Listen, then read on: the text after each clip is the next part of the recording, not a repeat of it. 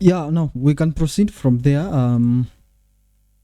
But because I think any meeting that has to start, let me just pray for you before we start. It is very important because you have to understand these things, and it is good when people start anything, we just pray. So I want us just to start this one, and it's just going to be very easy. So it's just going to be a 1 hour class. I think we'll just be finishing at about 9:20 and 9:10 there. Okay, so just 1 hour, and I'm going to be very strict. Make sure the moment we start, we'll just be going in marathon. Let me pray shortly and then we start. Father, in the mighty name of Jesus, we bless you this evening. Thank you, Lord, for helping us, Jehovah God, to be at this place in the mighty name of Jesus. Father, we have so many people actually have joined this class so that they may learn something and so that they can help their life, their families, so that they can just cater for their needs. Father, I pray that you make their ears and let them, Jehovah, be able to understand. Make everything simple so that they may understand.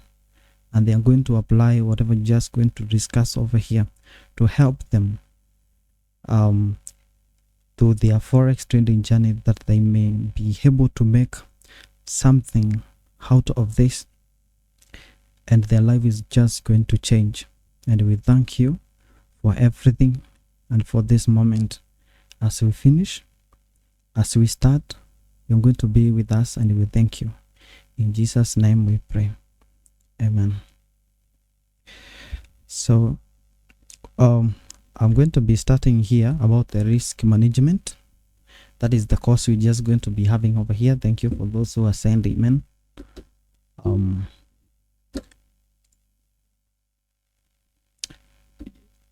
Okay.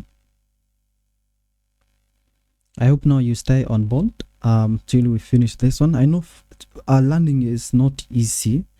Learning is something that needs dedication.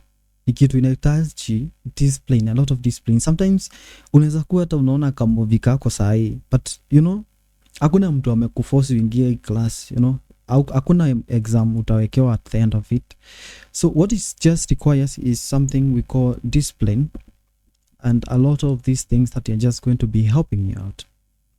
So that's why it is very important umenyenyima at that time. So we are going to go through this risk management. I tell you how you can just do that one. I'm going to mention the different account that you just be having, how you can actually manage those accounts. Sometimes I'm looking this side because I have two screens and I have camera here, so I'll just be looking at you, but I'll be switching off my camera when we just get to the real game. I'm going to share my screen here. Let me just share my screen so that we can share window. Yeah, so I hope everyone can see my screen now. So we'll be having this screen, and you just make sure that first of all you expand your screen. Hapo chini, if you just look down one hapo kuna hizo arrows bracket. Zinakaa hivi. You can click them to expand. If you expand that one, you see at least a very big screen, and you not to see people, you only see my face and the screen. And now you'll just be following. Make sure that you have a notebook, because the risk management class actually involves a lot of calculations. If you don't know, risk management is about calculations. So mahesabu lazima uchape mahesabu, kwa sababu before you enter into the forex trade, before you enter a position, you cannot just because you have money and you just want to trade. No, you have to do calculations. Lazima ujue vyenye unaona.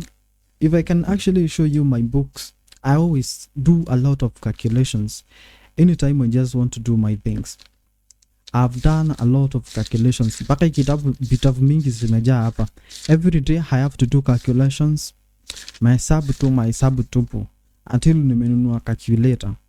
Naona, you have to do that. Ni vile tu sim, but I have the calculator. So you have to do, so it's just a game of calculation, but don't be worried. Sometimes najua people hate mathematics, but this is a very simple mathematics, but we're just going to go through how to this one now. What is risk management? Kama vile tulisema, what is risk management? Risk management is actually the way it just defines itself is actually how you manage from the one management risk, how you tolerate your money. You have your money in the forex trading. Does that mean that you have to expose all the money? How much amount of money are you going to put out there? Because risk management is what differentiates us from gambling. Unaona, this differentiates us from the gambling. Hata watu wa gambling sometimes wanaweza fanya risk management but cannot be the way you can just do in the forex.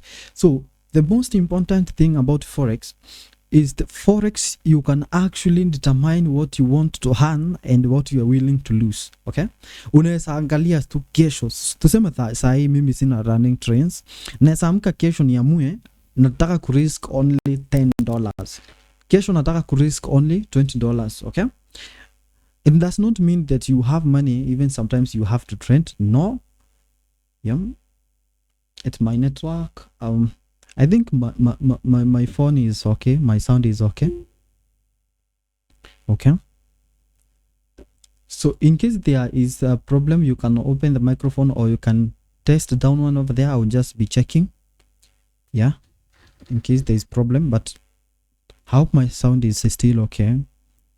My sound is still okay. Excellent.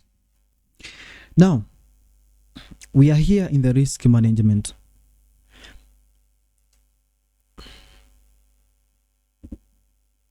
How do you manage your money? How do you manage these things? Yes, uko na pesa kwa account yako. You know, let me just tell you about the risk management, the things that you have to know. We will not cover everything over here, but I will make sure that I create a masterclass for the risk management. What does the risk management entails? What does risk management entails? Number one, here we have what we call them. The moment you register your account, first of all, there's something even before you trend. The moment you put your money over there, there is something that is very important, and that is what we call leverage. So you have to know about the leverage. And the reason leverage is very important in this aspect is because some people have contacted me asking me that they have placed their money over there, and sometimes when you try to trend, account inakwambia insufficient funds. Account inakwambia you have insufficient funds in your account. And the reason of this is because of the leverage that you have actually used. How is the leverage going to affect your trends? Do you know how to calculate this? Because I actually showed this is a very people actually wanna confusing these things about the leverage over here, and I'm going to be talking about this little bit, and then we'll just be connecting when it comes to risk management over here. Acha nione notes zangu hapa penye nimekufuatanisha. We have what we call the risk tolerance. Risk tolerance. Even for the beginners, kama wewe ni beginner, don't be worried about this. It's going to be very easy. You just understand.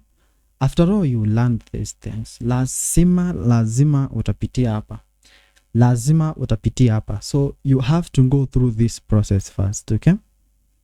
On the risk management, we have something like, you all know this, you have to determine your stop loss, or TP, what we call take profit. You have to know that. But before you come to determine the stop loss, you are take profit, some people will come just over there and say, nataka kuweka stop loss yangu hapa. I want to put my stop loss here. I want to put my take profit around this area. But that is not important. That is not important. What is important here is to look at the trend and you calculate those ones. You know, you have to know. That is why we come with this term we call how to calculate, how to count. First of all, you have to know how to count pips, points. You have to know that. Okay, we may not touch all of this. The reason I'm talking about this is so that you can write on your notebook, so that you know what the risk management is and how you are just going to be applying it to your trends. That is something very important. You have to know that. Okay, just write that one and we'll just be covering with time. Okay, so stop loss, TP. But before you come to know how to calculate the stop loss pale utaiweka and take profit, you have to know how to count pips and the point. Okay, you have to know that.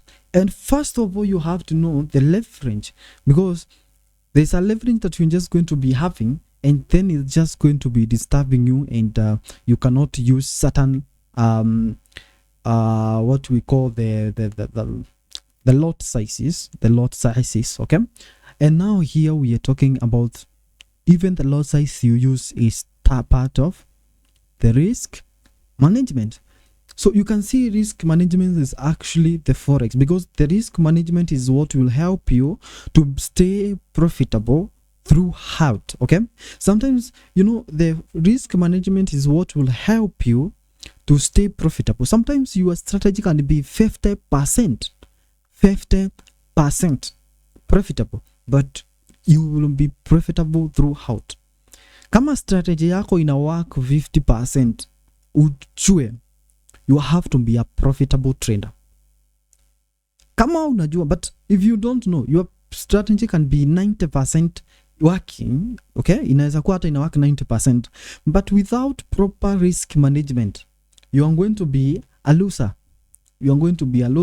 Because sometimes you can risk a lot of money, but when it comes, maybe you are today, let's say your aim is to make $30 every day. Okay, you can make 30, you make many times, but when you lose, you lose maybe $200. So there's no need. So you are a loser, because you wins 30 days every day, but at the end of the week you lose $200. That means you are losing all your trends. What will make the difference is what we call the risk management, is what will help you to stay profitable. And that's why I said, if you have a strategy, and what is a strategy, by the way?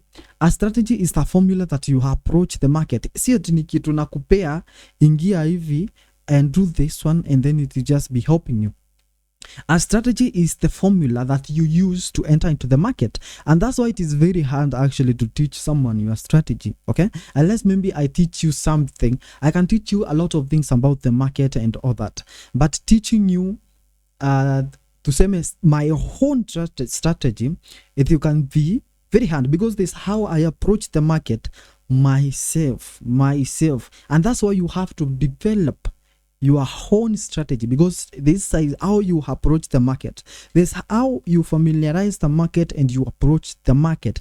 That is your strategy. You test it so many times, and if it wins so many times, then that is when you know your strategy is good. And how do you test? First of all, to know whether it is 50%, 60% profitable and all that. First of all, in the last class we said you can use what we call the back testing on Friday, Saturday, when the market is not there. You can try all those things and do back testing. The other thing you can just use to know whether your strategy is okay is actually to use what we call the demo account. So the demo account is another account that you can use to test your strategy. Okay, now tulisema, if you're using the strategy, let me repeat this so that you can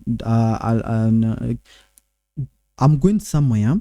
So what we saying is that make sure that you adjust your account so that it can at least have the amount, kama ni demo account, ikuwe na the amount maybe you're willing to put. For those who are using FXPesa, make sure that you go there to FXPesa site and reset balance to minimum need to $50. So put to $250. So iweke ikuwe $250. So trade with that amount of money. Put risk management of that amount of money, and then you see how you are going to perform over there. If your strategy wins more, then that's just going to be helping you. Now let's talk about this now practically of because we just come to the chart and how we can just do that, because I'll just be showing you at the end of it. But now let's just do little calculations. So now mahesabu tu kidogo, msiogope, mahesabu kidogo tu. Okay, and then we just be winding with that, because so many people, why do we give, do you know the reason hata siezi pea watu signal sahi? Because enter here, I can only now give you the chart. I just draw the chart maybe and give you the overview of the market, because sometimes when you give people signal the exact place to enter, what they will just do is that they misuse that opportunity and they do their own things and they lose money. Okay, why do you think the brokers give you the signals and sometimes they can work? How do you think the brokers give you signal and yet when you lose, that is the time maybe they make money? Why do you think that? It's because they know the normalcy of human beings, they always make mistake. Hawajui kutumia risk management. Utawapea signal tu na wa misuse, itakuwa right but they misuse. They don't know how to calculate these things. If they lose, they are going to lose a lot of money over there because wameingia vibaya, wamekaa vibaya, unawapea tu. Okay, ni kama tuseme SportPesa inaingia leo inawaambia kuna game ya Arsenal na Man U and Man U watawin, na unajua wamefanya SportPesa wakikwambia hivyo, si utaingia. Sasa why are they giving you something like that? It's because they know you're going to make mistakes as usual. Even hata wakikupea, that means I can give you signals and still people lose money. Why? Because they don't know the risk management, and that's why you can be given signal, you can be given all those things but still blow your account. Why? Because of the risk management. You don't know that. Okay, apart from psychology that we are talking, so if you connected something about the psychology with what we are learning, I gave out the book, and then you connect with this class about risk management, then you understand why we are talking about this, why this is very important as trader, because those two topics will actually change your game on how you approach the market. It's not matters of making millions of money in the forex trading, but is how you risk your amount of money. Uko na $10, si eti umeipata ukaokota huko kwa makaratasi hapo. So what you have to do is to learn risk management so that you cannot lose that amount of money. Forex is not gambling, so you are not, hiyo pesa unaekanga kwa forex. Najua, I know some of you may have lost a lot of money over here, you know, and I understand that process of getting those amount of money. Maybe umefanya kibarua huko, you have done your job and you are coming over here, you put your money and you lose it all of it. Okay, so risk management is what can actually help you, so that even if you lose, you can lose certain percentage of money because of what you'll have done your calculations very right. And that's why we are talking about calculated steps. Ushawaisikia mahesabu, yani mtu ameingia na calculated move. So you have to work in, anytime you are trading, you have to work in a calculated move. A calculated move, that is what we are talking about over here. And I'm going to give you an example and how you are going to do this. Okay, now let's talk about these things. I hope you have written these things so that maybe when we just don't touch everything over here, then you can actually be going slow by slow through them. Okay, now we talk about the leverage. Leverage is the amount of multiplications of what you get from the broker anytime you put your money out over there. Okay, so ni kama multiplication kana kusaidia. I'm going to touch this, and the most important point ziko kwa risk management, stop loss and lot size. Okay, that is where things are very important over there. Now on this leverage things, to understand more on this, so this is about the people who actually are using. Let me just mention this, I will not explain because it will confuse so many people, because unless now kuna video niliproduce ikiwa na explain thoroughly about the leverage and how it affects your trend, but let me just slightly explain the leverage over here and how much you have to use. Okay, I've seen so many people actually depositing something like $20. Let's say you put $20 here. Okay, so if you put $20 over here, so for you actually to open at least 2 trends in the market, make sure at least you use a normal leverage. Unaweza tumia 1 to 400 ama 1 to 200. The reason I'm saying this is so that I can help you to open at least 2 trains. Okay, so you can open at least 2 to 3 trains that is gonna this one, it has 0.01 lot. Okay, and you can open another one in case maybe the market reverses back to this position. Either ulinunua hapa na unataka market iende juu, then market can drop kidogo to tena, then you can buy at this place. Okay, so that is why it's important actually, if you have a small account, unaweza tumia leverage ya 1 to 400. Okay, because you actually, if you use a small leverage like because maybe you have hand that the leverage is banned and all that. No, sometimes it's not banned. If you have a small account, the reason the leverage actually can limit you, you can buy when you have a small account and you have used a very small lot size leverage like 1 to 50 and you have $50, it would only allow you to trade with 0.01. Okay, na utafungua hiyo. Ukijaribu kuingia ingine itakwambia insufficient funds. Okay, and maybe the market reversed and maybe you are spotted another currency because you cannot only trade one position. Maybe identify ingine and unataka kuweka.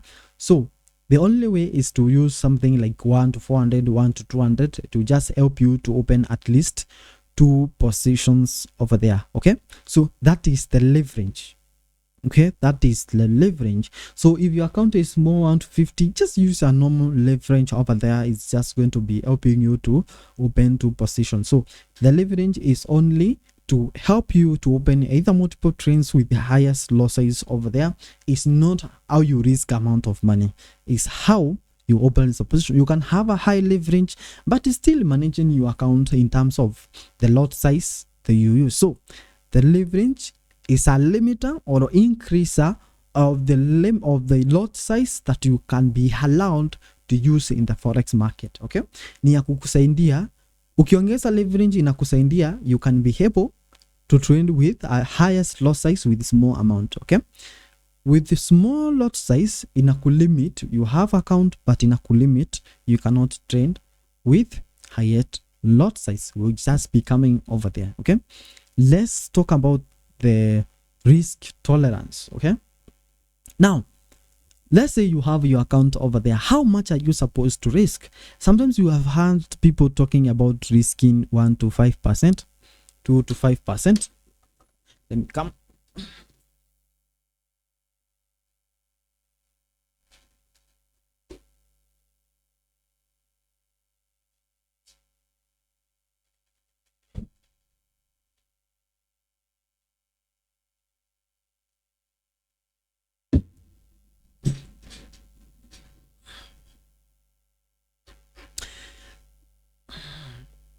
Sometimes you have heard people talking about risk in 5%, at una risk 2% and all that. Okay, what is that? How do you do that? So I'm going to go first on this because it is important but not that important in our topic, but it's still very important. But this applies if you have actually a good account and not a small account. Okay, now in real sense, one day, let's say maybe we have between 30 days to kona vitu kama 30 days that you have going to be trending, and we have something like $1,000. Let's talk about that $1,000 because you'll be there. You will actually one day deposit $1,000. Okay, you can deposit to $1,000. Okay, let's talk about that amount of money.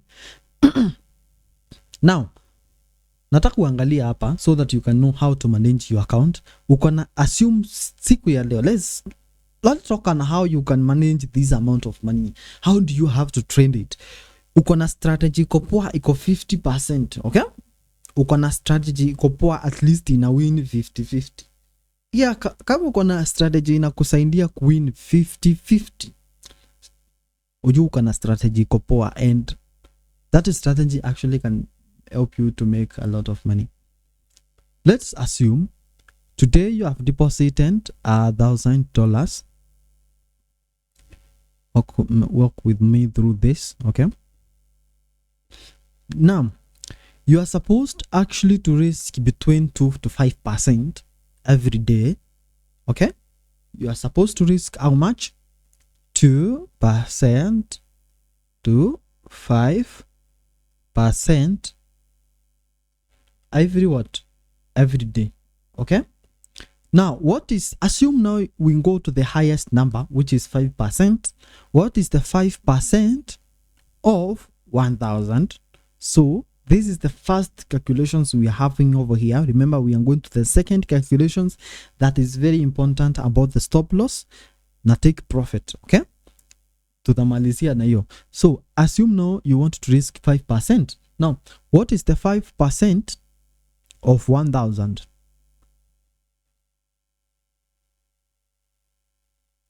Is equal to $50. So you can see how this amount of money is good. So the amount of money naesa lose in a day, nikitrend ile naeka, ile nasema I'm willing to lose this amount of money, $50, nikiwa account yangu na reflect $1,000. I'm only going to risk $50 here. Okay, and I'm not going to be worried. I'm not going to know. I know today my day has started and I'm going to be risking $50. And the opposite of this is true.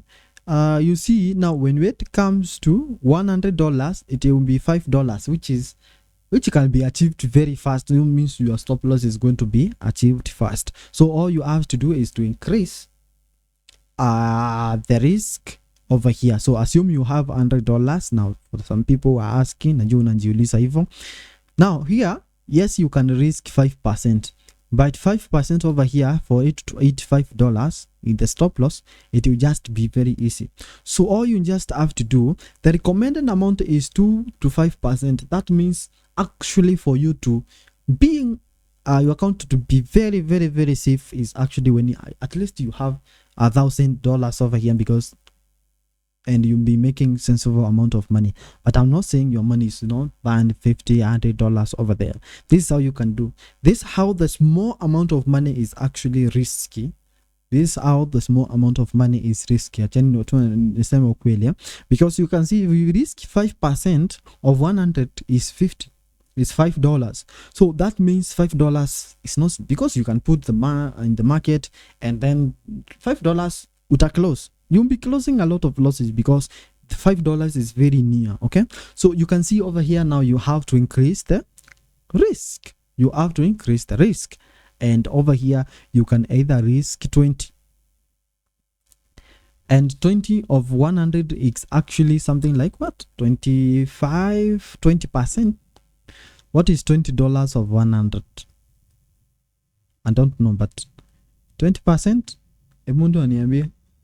What is 20% of $20 of out of $100? Is it 20%?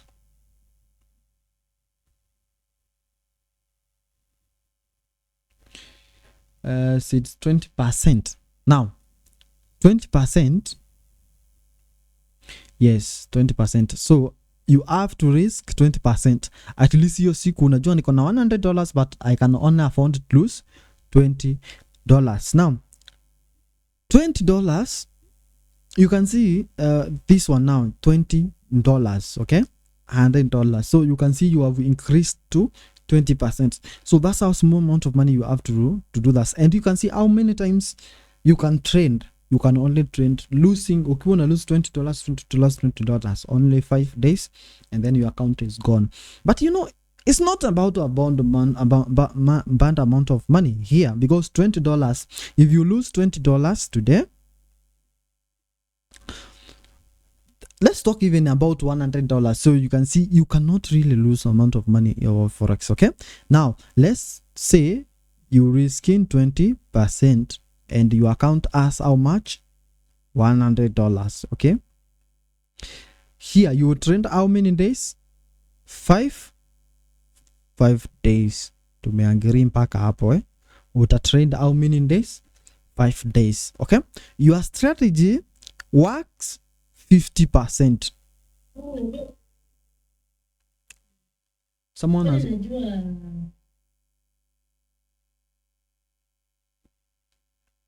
Dorothy Wanja, your microphone is on.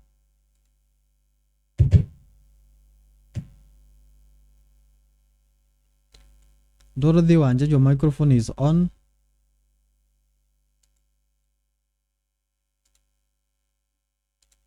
I'll mute you. So we are here, okay? Tulisema ni calculations leo na musipote. Don't get lost, musipote. Just follow on this. Assume now you have deposited $100 in your account, okay? How much are we risking here? 20%, okay? How much days to go to lose continuously 500 to lose 100%? It will take us 5 days to lose all the account, okay? That is interesting. Now, what if you have a strategy that works 50%? That is interesting. Because now this is where it drives us to something else known as risk-reward ratio. Okay. Kidogo, someone is saying my sound is getting lost. Let me hear. Hii calculations is very muhimu, lazima mwelewe.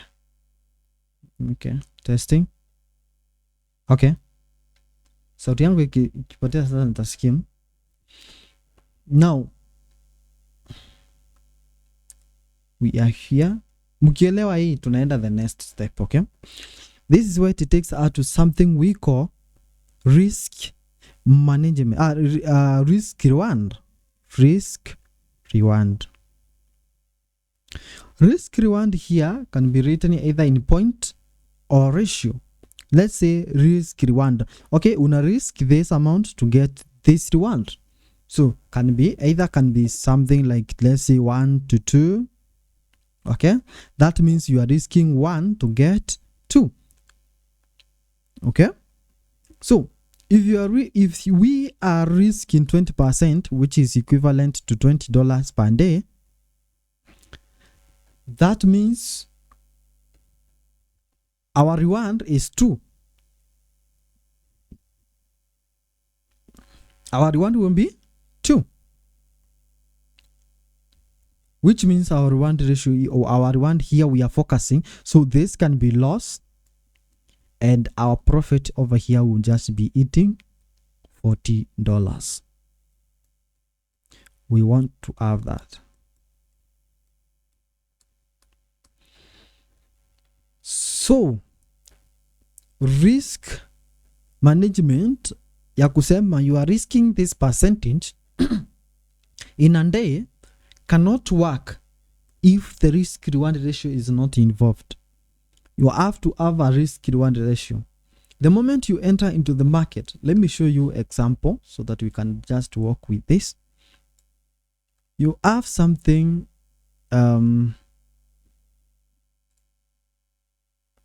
acha niwaonyeshe what is the risk reward ratio.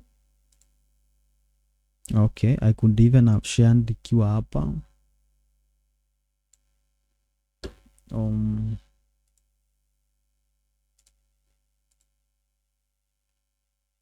Just follow on this.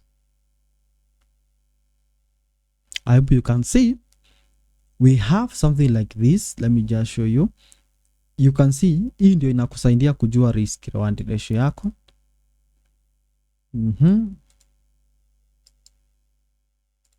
Now, as you can see, hapa ni katikati, hapa ni entry.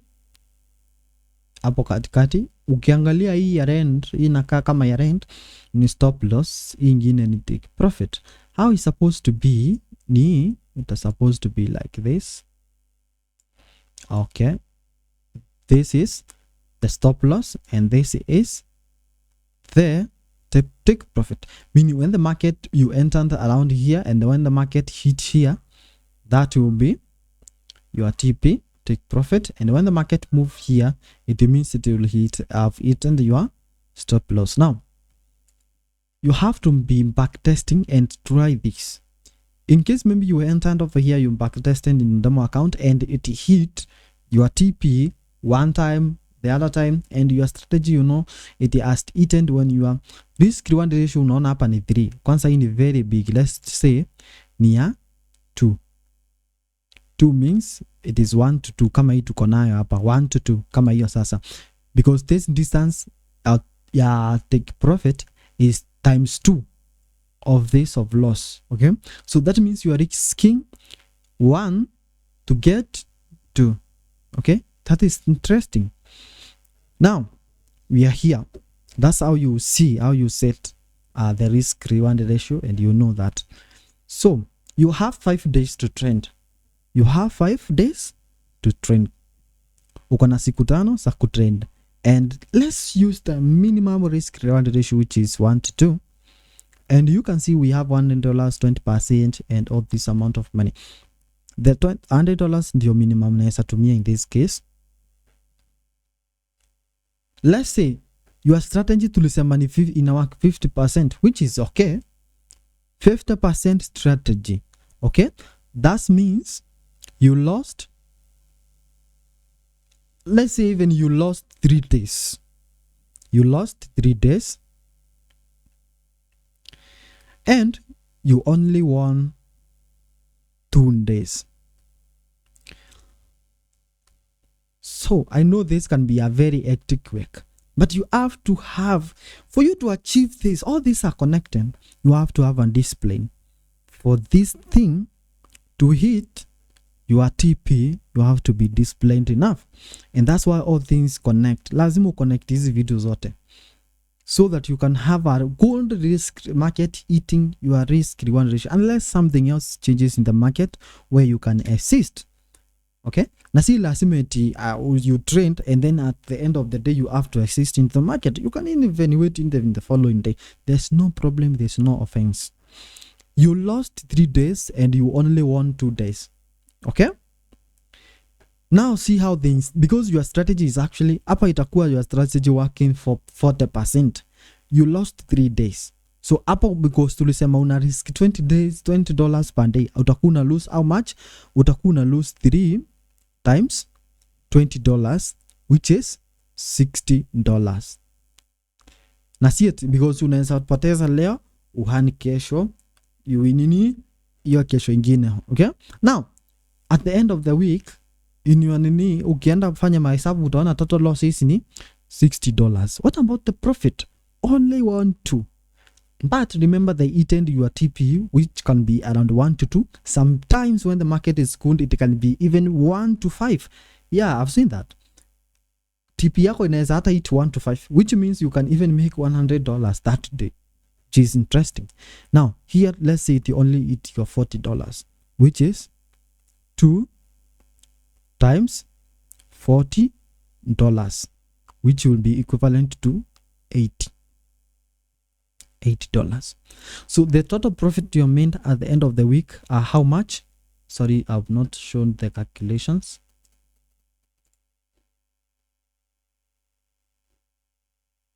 Let me show you the calculations here. I hope you are following this so that you can know how to be doing your, lazima hizi mahesabu unajifanyia wewe mwenyewe. So at the end of the week, you can see you'll be having $80.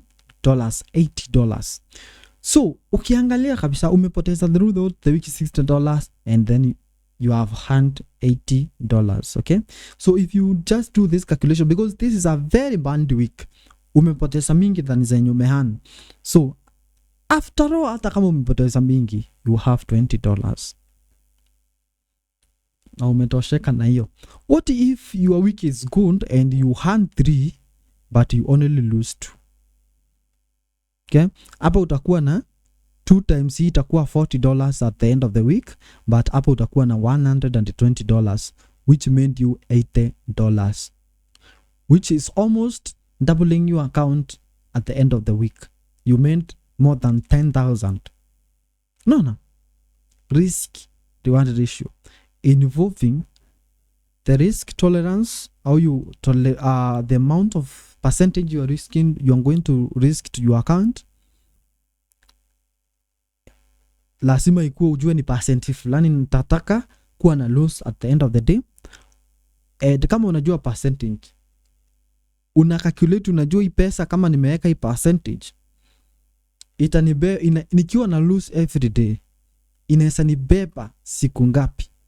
For example, when I have like $10,000, I know I can trade 1 month.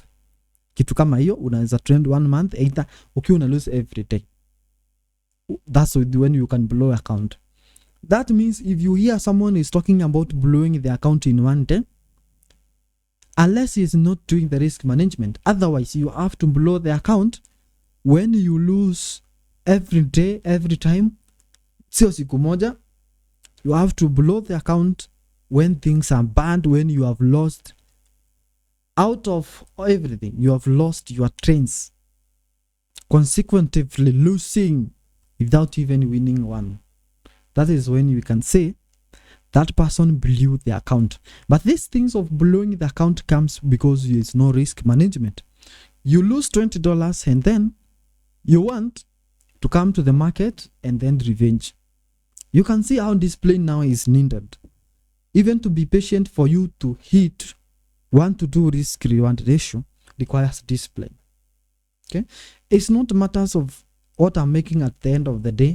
Kama saa hii unasema nitoke nione kama nimemake ngapi leo, no. It is matters of how you, when you spot the market, how your accomplishment is made. Okay?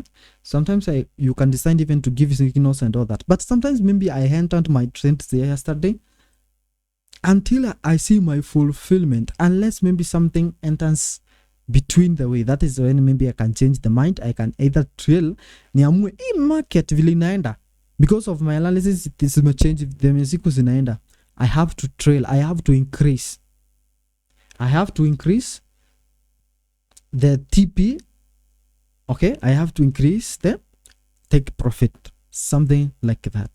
Or nakajua hii market ikienda hivi inaenda vibaya na nikajua hii market itaenda chini sana.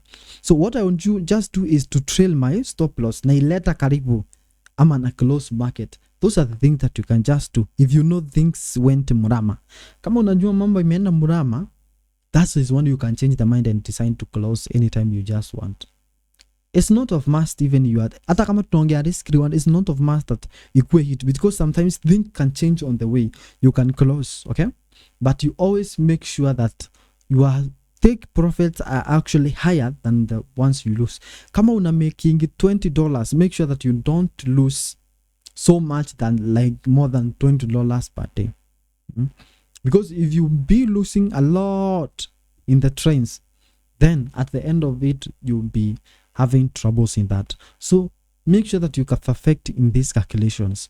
Jua ni amount gani, how much amount of money you are willing to risk here. Calculate ile account uko nayo, just do those calculations. Ujue I'm going to risk this amount of money. How about the risk reward ratio? Okay, how about the discipline that will help me to know this one? How about the strategy that is actually working? Oh, work on your strategy on your own. Is my strategy more than 50%? Very right. Go to the demo account, practice there. Andika, ukifanya trend moja, andika 1, 2, 3. Nimefanya survey at least ya 20 trends. And then you just do this calculation to find the percentage. If you may win 30 out of 50, unafanya calculation, unajua my strategy is this way. Okay? Kama iko hivyo una change plan. Kama iko hivyo imeenda chini ya 40, just do other plans and it will just be working. That is the first thing we've talked about, the risk management. You will see how you just do that one. You have to connect them.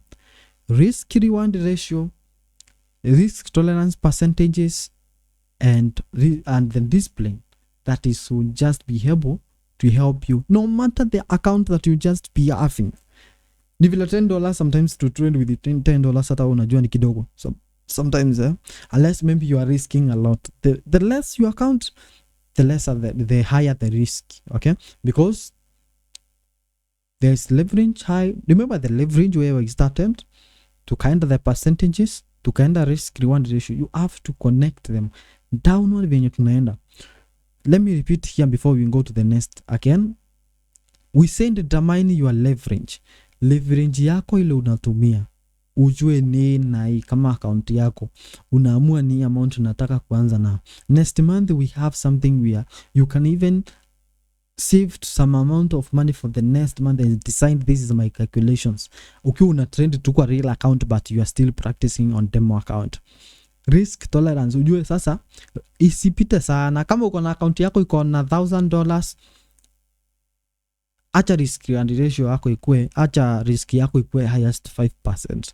But kama uko na less than that, like uko na $100, 20% isiende sana, okay? 20% risk, so that at least you can trade a whole week, okay? I'm not saying a week because you can trade even more than that. Now, tukaenda kwa kitu inaitwa sasa hii after that risk reward ratio, how you have to calculate all that, okay? Now, these are the things now that comes with the stop loss and take profit, because risk reward ratio, risk is stop loss actually, and reward is take profit, TP. Okay, so that's how simple it is. And now this is where it takes us the next interesting topic. Do you know you cannot put a stop loss nor take profit without knowing how to calculate the profit and stop loss? Because you cannot just aim and decide I'm going to be assisting or entering at this level. It's not matters of levels. It is not matters of the positions. No, it matters of how you calculations, the calculations that you just do. Let me show you how I do my things. Again, let's just go to the graphs so that I can show you something interesting.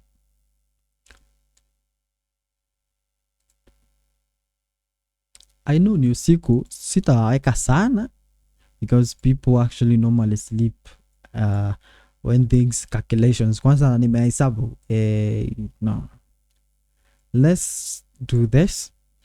Now, let me tell you something interesting, how it can just help you to put your risk reward ratio and all those things. Now, sometimes when I put my things like that, like whatever you can see on the screen, I can see sometimes when I enter at that position, then my stop loss is actually very far and I'm risking a lot. So what you just do, for example, najua, for example, this is just an example. I just maybe want to enter around this region. Let me expand it so that I want to enter and buy around this region here. Nataka kuweka buy hapa. But there's how maybe some people are entering early. So ukijua ukiingilia hapa, things zitaenda murama. All you just have to is to be patient, the market to come over here. Because if the market actually you enter here, your stop loss will be very close, and your stop loss means your risk percentage of the day and all that. It cannot be even in one position, but you know, unagawanya tu, unajua leo, unajua hiyo si kitu moja tu, una risk percentage moja kwa one entry. Hapana, ni 20% kama uko na $100 kwa hizo position zote umefungua. Kama hapo nchu total balance inaonyesha -20, unajua hapo sasa umeata, kuna venye mambo imeenda vibaya. So you know hapa sasa ikienda mambo hivi nita lose $80 na kuna position nyingine na isa lose 7 hivyo, then you just wait for the market to come here. So you decide to put something we call a buy limit. Unaweka buy limit in case the market comes here and start reversing back, you know, in case the market actually comes here, and then that is the time we buy. So you can be on the safer side, utakuwa on the safer side, because already it has dropped your position and now your risk will just be very far. Okay, that is now what we call stop loss and TP, defining as the risk reward. And we said about calculation, you cannot put these things without calculations. You have to know how to calculate. Now this is the things I've been telling you over here with every time. You cannot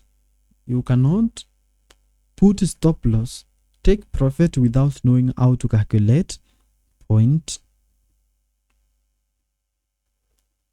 pips, all these ones, profit and loss. Okay, you have to, ndio tulisemanga when we were starting, you have to do what we call a calculated move, calculated risk. That's why it is called risk management. You have to, not by unaona trends zimeenda negative unajua leo ni, no, you have to know. And that's why, kwa nini unafanya hivi? Because when you have done a proper risk management, hautakuwa na haraka, you'll be very patient. You can even go your ways and leave your trains running, and you will not be scared, because you cannot, even if you lose, you just lose your target of the day. Even if you win your target of the day. So you are not scared. You can leave your train running and you go and do your own things. But if you are still scaring on screen, unafanya, wengine wanafanyanga kidole tu hivi ikiwa hapo kwa close, unangoja tu iende hivi, kienda vibaya una close haraka. No, you cannot do that. You'll be losing a lot. Just do proper risk management. Ukienda hivi ujue strategy yako maybe leo imekata, you lose that once. The other day you try. Even if you get the wrong movement of the market, you cannot lose 5 times. Hata saa hiyo ingia tu useme hii market tu itaenda hivi, no, jafanya analysis, unjaribu 1 2 3 4 5, basi kosa it you mekosa tu, and tumeona 2 times, you are going to be, as long you have what a good risk management over here, then just 2 out of 5 is enough to make you a profitable trader over there. So that was I'm saying over here. Risk management is important. So you have to know how to calculate this point. And what I'm talking about over here, point and equivalent to lot size, is what will just give you the profit and loss by multiplying. But you have to know, the moment you just do this, then you know today I want $40. So if you want $40 here, profit, okay, and you have known that today the market will just be moving like let's say 400 pips, 400, like let's say even 400 point, this point,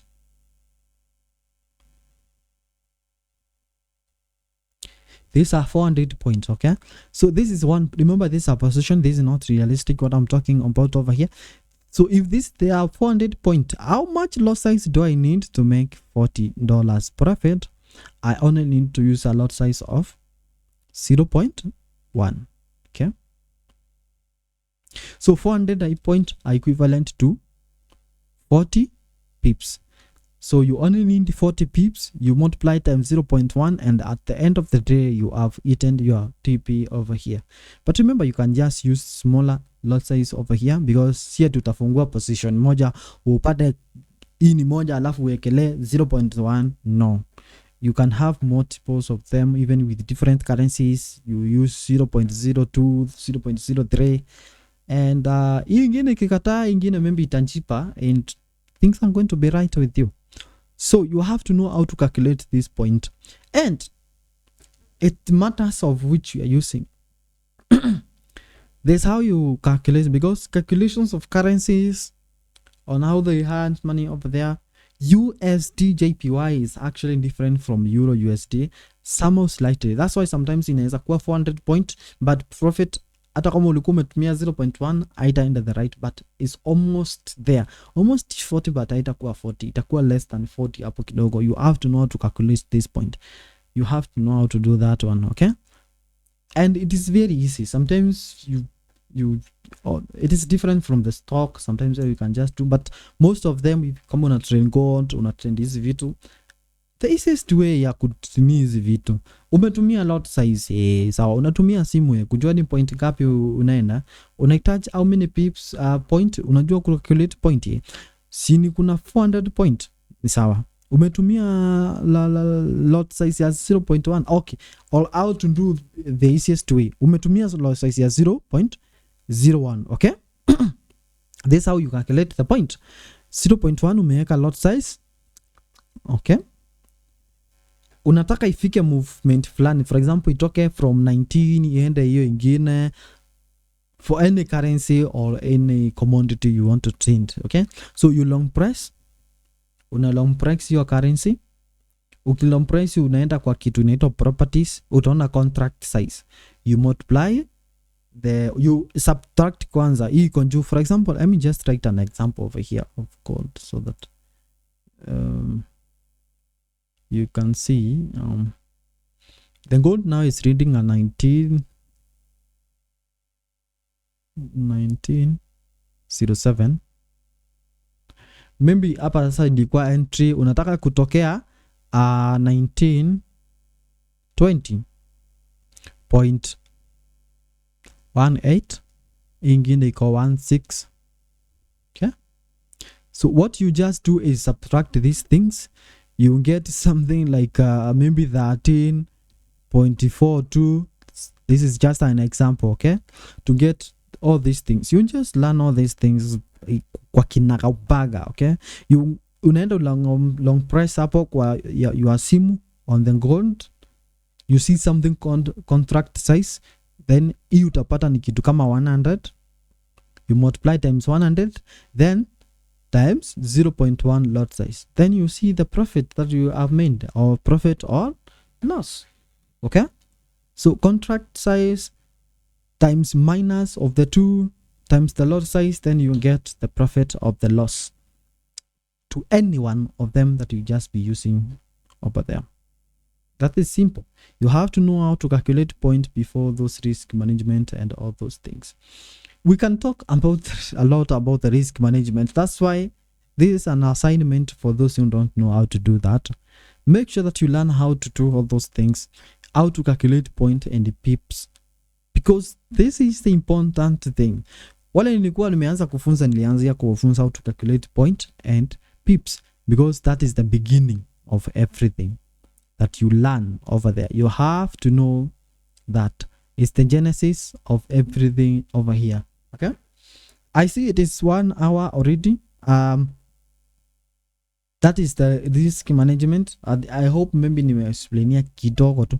Risk management covers a lot, even more than what we have discussed, but at least those are the basics that you have to know. If you practice those ones, then you are going to keep your account and not blow it so easily as people do. If you get a signal somewhere, you know how to utilize it, how to blow your account, how to enter an greediness. But you have seen how all those things connect. Your mind, risk management, and all those things that depend on each other. Hakuna kitu inakaa peke yake. All those things connect, and it is very important over there. Risk management is a calculations. Tafuta kitabu, fanya calculations zako, ujue hii ni pesa yangu real, si ndamo account. I have to know how I'm be trading this amount of money. Si kuona direction inaenda hivi unaekelea 0.09. no. Tunasikia ati nilitengeneza billions of money in the forex trade. Sometimes they don't use this risk management thing. Ati mtu alikuanga, hey, I lost this amount of money, 200,000, 500,000, in one day. No, that means you had no good risk management. No risk sana. Okay, if you want to become a long time business person si ngabla. Business person ni mwenye anatengeneza pesa almost every day, is profitable always, then you have to do this one. Otherwise, if you want to make faster money, then you just be gambling your money into the forex. Ukitaka kutajirika haraka because you have had, I made $1 million last month. How? Unless maybe you placed a lot of risk, ukaenda hapo kwa gold ukaekelea lot size ya 10, ni sawa. You did that, maybe you got lucky. What if the market went the other direction? You could have lost all the amount of money. So a good profitable trader all the time does the calculations before he enters into the market, and that's how they become profitable all the time. Wanafanya business. Unaweza fanya forex full time, yes, you can do it. But if you are not doing risk management, then you cannot do it full time, because you be blowing account every time. Utapata watu capital ya kutrend But if you want to do forex full time, then you have to do risk management, because I have to be profitable. And I cannot lose all the amount of money. Kama wewe ni ngabla, unajua utaweka pesa yote iende. So otherwise, you have seen how it is important to learn about the risk management. We'll proceed with this class online with the discussions about the risk management. For those who just be asking questions, you can direct them to the group or to my inbox in case there's personal class, personal issue. Anytime I just get the time, I'll actually be checking and I'll be answering your questions for free. Continue learning about the risk management. If whatever I mentioned over here you don't understand, make sure that you take your time personally and learn more about them. Take time. There are books I'll send about the risk management here. Make sure that you take time and go through them. Naweza wapea tu hiyo nimewapea tu tuseme ni 30% of it you have to learn. The rest is about you. There are a lot of things that you can learn. Hatujaguza leverage sana, hatujaguza hizo vitu zingine sana, but you can decide to go deep through them. I said I'll finish the class at 9:12. Thank you so much for those who have joined on this class. Next time, tomorrow, we'll just be having a beginner's class, and we'll just be talking some new things about the forex. Just beginner's class, forex, just introductions over there. They'll just be helping some of the people who are actually joined recently. For those who may find this as a hard topic over there for them to learn and all that. Thank you so much for today. Make sure that you just go to the group, just comment for the people who didn't join the class, say the class was amazing, just leave a positive vibe. It will just help some people who didn't join today, and they will maybe join the next time. Until next time, adios. Blessed night. Good trendings over there. You can assist from the group. I'll see you next time. Thank you for joining. I hope you have learned something. Bye-bye.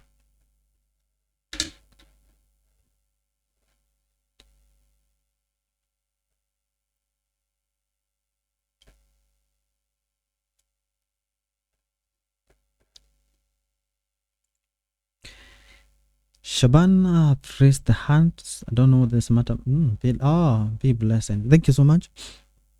Thank you very much. Okay. Thank you so much.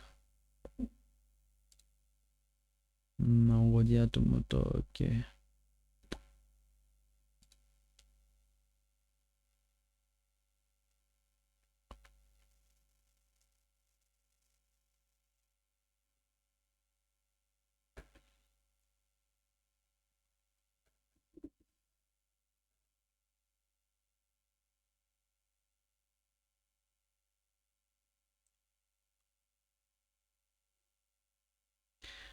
Thank you, Kahondon.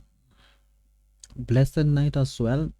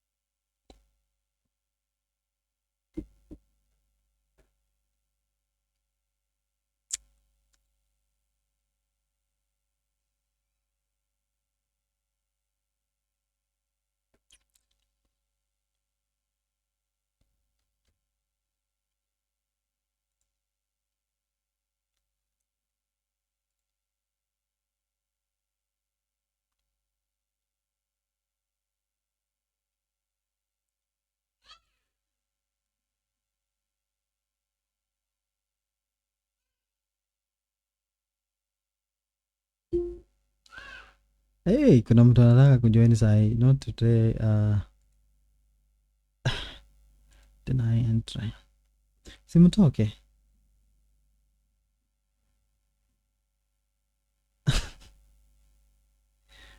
mtu wake mwasisti tu 60 60.